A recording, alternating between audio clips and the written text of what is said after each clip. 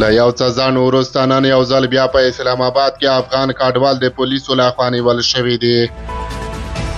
سلام ستړي مشئ، پام وکړئ د یاران ټي وي یوټیوب چینل څخه تازه او مهم خبر ته.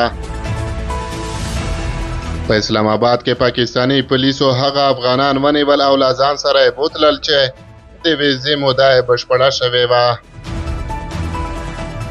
نن د اسلام آباد په بي او بلس ښارګوټي کې یو شمېر افغان کډوال د پاکستاني پولیسو لخوا نیول شوي او د ښار بېلابېلو تاڼو ته لیږدول شوي دي.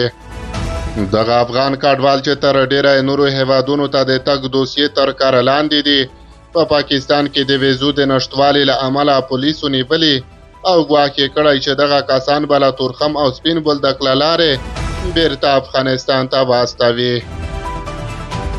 د اسلام آباد په بي او بلس ښارګوټي کې افغانه کډواله پروین حیدري وایي چې نن سهار د هغې خاوند او پولیسو نیولی، دوی ته یې د ځای کې پته نه ده معلومه.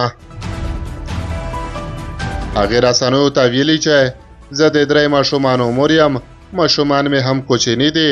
نن سهار وختي پولیس زموږ کور ته راغلل او زما خاوند یې د ویزې د نشتوالي له امله له ځان سره یوړ.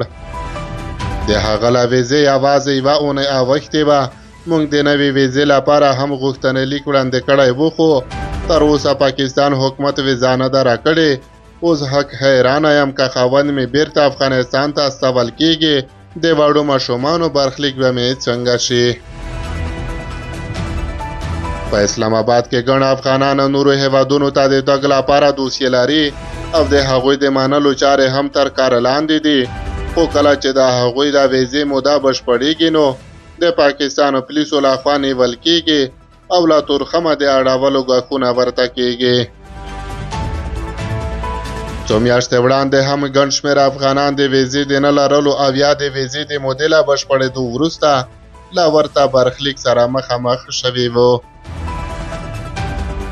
په اسلام آباد کې میشت افغان کډوال له مهاجر منونکو هیوادونو غواړي چې د دوی د کډوالۍ د منلو بهیر د ګړندی کړي، ځکه هغوی نشي کولی چې د هرو څو میاشتو په تېرېدو سره نوې ویزې واخلي او د نوي کولو لپاره یې هم هومره وس نه لري.